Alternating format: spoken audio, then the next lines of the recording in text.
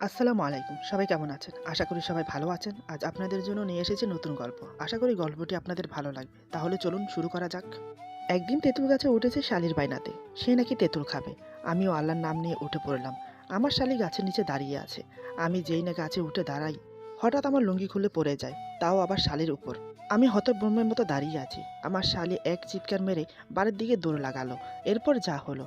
আমার নাম মোহাম্মদ নাজিম শিকদার। ফ্যামিলিতে মা, বাবা আর আমি আছি। আমার বাবা একজন সরকারি চাকরিজীবী, নাম মোহাম্মদ শফিক শিকদার। আমি এবার ইন্টার সেকেন্ড ইয়ারে। দেখতে হ্যান্ডসাম, গায়ের রং ফর্সা, স্বভাব চরিত্র খারাপ না। সবাই বলে ভালো, তবে আমি কতটা ভালো আমি নিজেও জানি না। আজ পুকুর পাড়ে বসে আছি, আরোহীর জন্য অপেক্ষা করছি। মেয়েটা আসবে কিনা জানি না। বলেছিলাম তাকে অনুরোধ করে আসার জন্য, কারণ লুঙ্গি নিয়ে ঝগড়া করার সময় থাপ্পড় মেরেছি। তাই তার কাছে ক্ষমা চাইবো। এই লুঙ্গির জন্য আমাকে অনেক হেনস্থা হতে হয়েছে। কিছু ঘটনা বলি।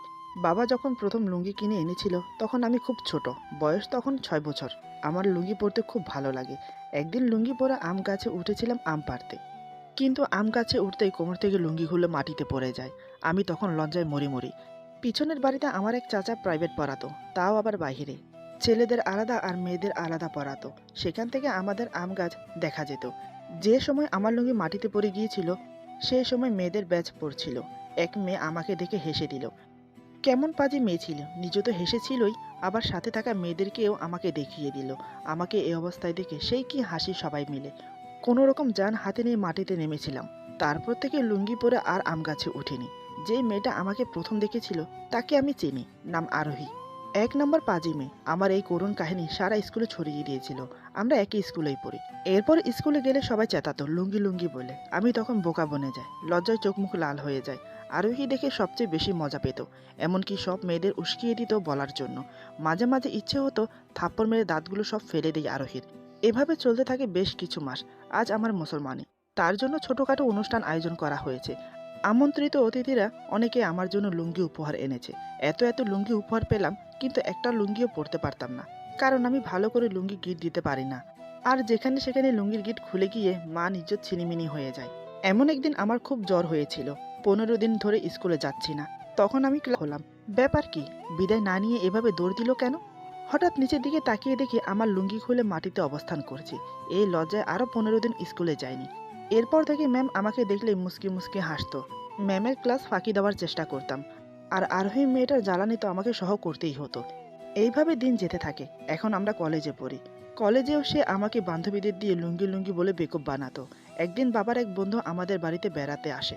সাথে নিজের স্ত্রী এবং মেয়েকে নিয়ে আসে। মেয়েটা আমার সমবয়সী, ভালোই পরিচয় ছিল। মাঝে মাঝে নির্দ্বিধায় আমরা কথা বলতাম। সেদিন শুক্রবার ছিল, কলেজ বন্ধ। তাই অনেক বেলা হওয়ার পরেও ঘুম থেকে উঠিনি। অনেকক্ষণ ধরে আমাকে না দেখে বাবার বন্ধুর মেয়ে আমাকে ডাকতে এসেছিল। প্রায় আধো ঘুম অবস্থায় ছিলাম আমি। মেয়েটা জানালা দিয়ে 2বার ডাকলো ভাইয়া বলে। আমি স্পষ্ট শুনিনি, দরজা খোলাই ছিল তখন। মেয়েটা রুমে প্রবেশ করে আমাকে ডাক দিতে যাবে, তা না করে সেই জন্য খুশি হয়েছ? আরোহী বলে, ভীষণ খুশি হয়েছি। কিন্তু একটা কথা, আজ হঠাৎ আমার জন্য ফুল? আজ কি বিশেষ কিছু আছে নাকি? আমি বললাম, আছে তো। আরোহী বলে, কি? আমি আরোহীর সামনে হাঁটু গেড়ে বসে হাত বাড়িয়ে বলি, আরোহী, আমি তোমাকে ভালোবাসি, আই লাভ ইউ। সেই কবে থেকে বলবো ভাবছি, কিন্তু বলতে পারছি না। ভয় হয়, যদি তুমি ফিরিয়ে দাও, আমি তোমাকে সত্যিই ভালোবাসি। এই কথা বলে মাথা নিচু করে আছি। আরোহী মনে হয় একথাটা শোনার জন্যই অপেক্ষা করছিল।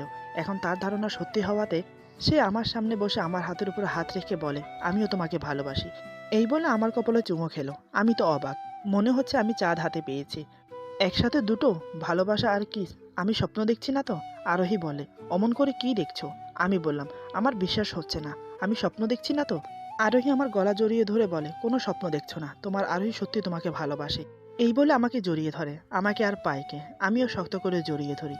সেই থেকে শুরু হলো আমাদের ভালোবাসা। একটানা 7 বছর চললো আমাদের ভালোবাসা।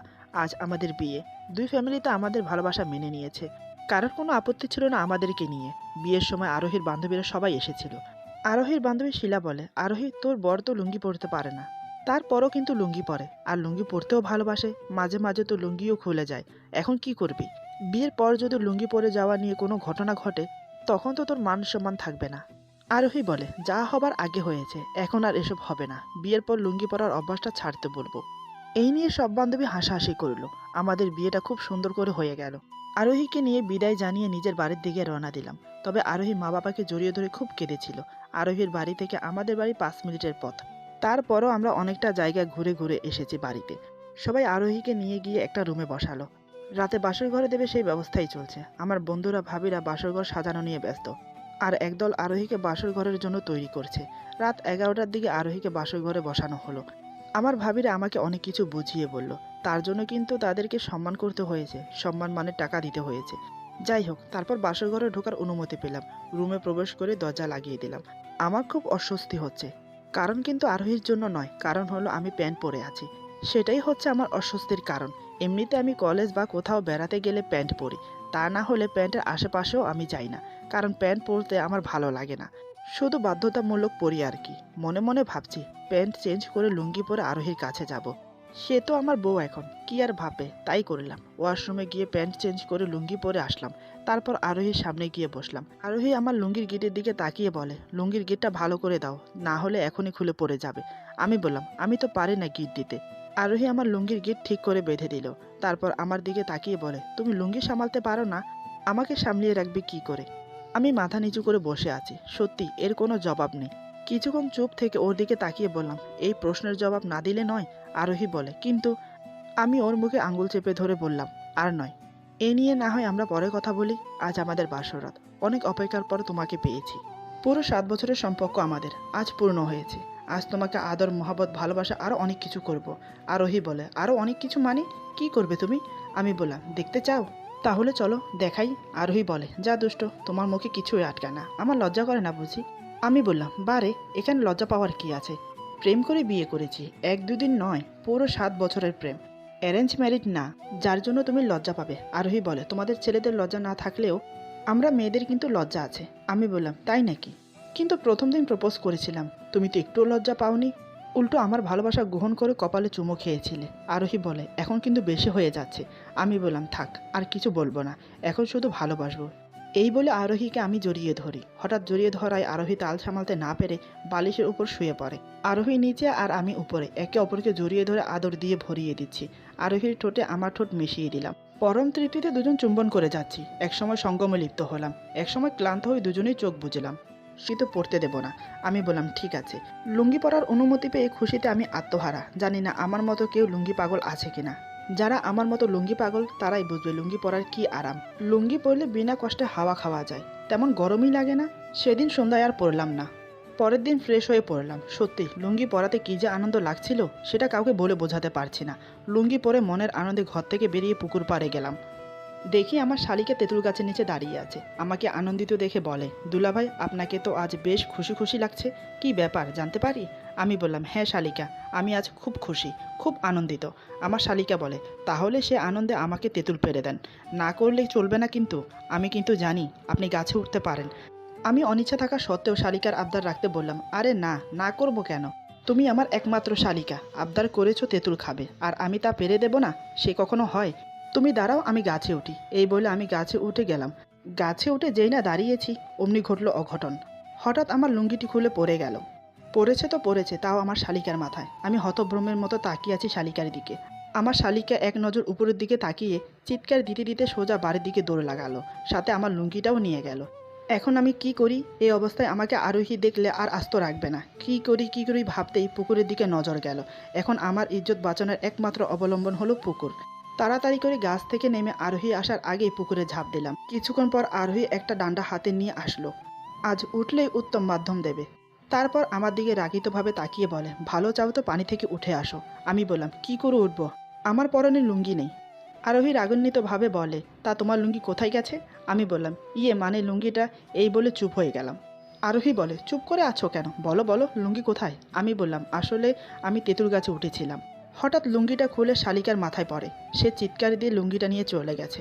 এখন তুমি আমাকে ক্ষমা করে দাও। দেখো, আমি লুঙ্গি ছাড়া পানি থেকে উঠতে পারছি না। আরোহী বলে, ও তাই, ভালো, এখন উঠে আসো। ডান্ডাটা ঘোরাতে ঘোরাতে বলে। আমি বললাম, দেখো, এমন করো না লক্ষ্মীটি, বোঝার চেষ্টা করো, আমি এই অবস্থায় কি করে উপরে আসবো? আরোহী রাগে গজগজ করতে করতে বলে, আজ তুমি উঠে আসো, আজ আমি তোমার লুঙ্গির ব্যাপারটা দফা রফা করেই ছাড়বো। এই বলে পুকুর ঘাটে বসে পড়ে। এরপর দুপুর থেকে সন্ধ্যা হয়ে গেল। আরোহী ওঠার নামে নিচ্ছে না, না আমাকে উঠতে দিচ্ছে। এইভাবে সন্ধ্যা পেরিয়ে রাত হলো। আমি বললাম, আর কতক্ষণ পানিতে রাখবে? তোমার কি দয়া হচ্ছে না আমার প্রতি একটুও? তুমি না আমাকে ভালোবাসো, এই তোমার ভালোবাসা? আমি কথা দিচ্ছি আর লুঙ্গি পরবো না। আরোহী ভাবলো, না আর পানিতে রাখা ঠিক হবে না, অসুস্থ হয়ে পড়তে পারে। আরোহী বলে, ঠিক আছে উঠে আসো, আমি তোমার জন্য কাপড় নিয়ে আসি। এই বলে আমার জন্য কাপড় নিয়ে আসে। আমি বললাম, হাত বাড়িয়ে দিয়ে আমাকে ওঠাও। আরোহী হাত বাড়িয়ে দেয়। আমিও এটাই চেয়েছিলাম, আমাকে সারাদিন পানিতে রাখায়। এবার দেখো মজা। আমি আরোহীর হাত ধরে জোরে টান মেরে পানিতে নিয়ে আসি। আরোহী তাল সামালতে না পেরে আমার উপর পড়ে, একদম আমাকে নিয়ে ডুব দেয়। দুজন ভেসে উঠি। আরোহী বলে, এটা তুমি কি করলে? আমি আরোহীকে জড়িয়ে ধরে মুখের সামনে মুখ এনে বললাম, কি আর করলাম, সারাদিন বউটাকে আদর করতে পারিনি, তাই একটু। এই বলে আরও শক্ত করে জড়িয়ে ধরি। আরোহী বলে, এই কি করছো, কেউ দেখে ফেলবে, ছাড়ো বলছি। আমি বললাম, না ছাড়বো না। আরোহী বলে, আমি তোমার সাথে রাগ করেছি, তোমার সাথে কথা বলবো না। বারবার না করা সত্ত্বেও তুমি লুঙ্গি পরেছো, তোমার জন্য আমার ছোট বোনের কাছে আমার মুখ ছোট হয়েছে। সে কি ভাবছে বলো তো? আমি ওকে ছেড়ে দিয়ে কান ধরে বললাম, এই কানে ধরে বলছি, আমি আজকের পর থেকে লুঙ্গি পরবো না, কথা দিচ্ছি। আরোহী বলে, এমন করে বলো না প্লিজ। আমি জানি তুমি লুঙ্গি পরতে খুব ভালোবাসো, তবে দিনে না পরতে দিলেও রাতে তুমি পরতে পারো। আমি বললাম, তুমি আমাকে এত ভালোবাসো, রাতে যদি লুঙ্গি পরে যায় তখন তুমি রাগ করবে না? আরোহী বলে, রাগ করার কি আছে, আমি তোমার স্ত্রী, আমি তোমাকে লুঙ্গি ছাড়াও দেখতে পারি। আমি আরোহীকে বুকের সাথে চেপে ধরে বলি, ওরে দুষ্ট, আমাকে লুঙ্গি ছাড়াও দেখতে চাও তাই না? এসো তোমাকে দেখাই। আরোহী বলে, এই একদম না, ভালো হবে না বলে দিচ্ছি। আমি আরোহীর কানে ফিসফিস করে বলি, এমন করছো কেন, কেউ তো নেই, একটু আদর করি না, খুব ইচ্ছে করছে। আরোহী বলে, ঠিক আছে, তবে এখানে না, রুমে চলো। আমি বললাম, এখানে আদর করলে কি হবে, চলো না প্লিজ। আরোহী বলে, দেখো এই খোলামেলাতে এসব করা ঠিক হবে না, তোমার শালি এসে পড়লে কি ভাববে বলো তো। রুমে চলো, আর কি করার আছে। আরোহীর কথা মতো রুমে আসি। এরপর আরোহী নিচ থেকে আমাকে জড়িয়ে ধরে আদর করতে থাকে। একসময় দুজন সমুদ্র মিলনে লিপ্ত হলাম। ঘুমানোর সময় লুঙ্গি পরেই শুয়েছিলাম। সকালে আমার লুঙ্গি গলায় ঝুলছে। আরোহী দেখে হাসতে লাগলো। তারপর বলে, লুঙ্গি পাগল স্বামী। সত্যি এমন হয় অনেকজনের সাথে। এমন একটা ঘটনা আমার খালাতো বোনের সাথে ঘটেছে। একদিন আমার খালাতো বোন তার চাচাতো ভাইকে সকাল সকাল ডাকতে যায়। চাচিকে জিজ্ঞেস করতেই তিনি বলেন, ও মনে হয় ঘুমাচ্ছে, গিয়ে দেখ তুই। আমার খালাতো বোন নির্দ্বিধায় ওকে ডাকতে যায়। এর আগেও অনেকবার ডাকতে গিয়েছে, কারণ দুজন একই কলেজে পড়ে। রুমে প্রবেশ করে থমকে দাঁড়ায়, কারণ তার চাচাতো ভাই লুঙ্গি উপরে উঠে গেছে। এটা দেখে সাথে সাথে রুম থেকে বেরিয়ে যায়। তারপর দরজা নক করে। দরজার শব্দ ওর ঘুম ভেঙে যায়। তারপর লুঙ্গি ঠিক করে উঠে বসে আসতে বলে। আমার খালাতো বোন মুসকি মুসকি হাসছে। তা দেখে ওর চাচাতো ভাই বলে, কী রে, সকাল সকাল এমন হাসছিস কেন? আমার খালাতো বোন বলে, জানিস আজ আমি বিনে পয়সায় সিনেমা দেখেছি। ওর চাচাতো ভাই বলে, বিনে পয়সায় সিনেমা দেখেছিস মানে কি? আমার খালাতো বোন আবার হাসছে। এতক্ষণে ওর চাচাতো ভাই বুঝতে পারে। সে বলে, তুই এর আগে দরজা নক না করে রুমে ঢুকেছিস? আমার খালাতো বোন কিছু না বলে হাসতেই থাকে। ওর চাচাতো ভাই বলে, তবে রে দাঁড়া। এই বলে তাকে দৌড়ানি দেয়। আমার খালাতো বোন দৌড়াতে দৌড়াতে বলে, ঘুমানোর সময় লুঙ্গির নিচে গিট দিতে পারিস না, তাহলে তো আর উপরে ওঠে না। তারপর আর কি, সেই থেকে লুঙ্গির নিচে গিট দিয়ে ঘুমায়। আজকের গল্প এখানে সমাপ্ত। আশা করি গল্পটি আপনাদের ভালো লাগবে। গল্পটি যদি ভালো লাগে তাহলে লাইক, কমেন্ট এবং সাবস্ক্রাইব করে আমাদের পাশে থাকুন। পাশে থাকা বেল আইকন প্রেস করে দেবেন, তাহলে আমাদের নিত্য নতুন ভিডিও আপনাদের কাছে পৌঁছে যাবে। আর বন্ধুদের সাথে বেশি বেশি করে শেয়ার করবেন। আশা করি সবাই ভালো থাকবেন। আল্লাহ হাফেজ।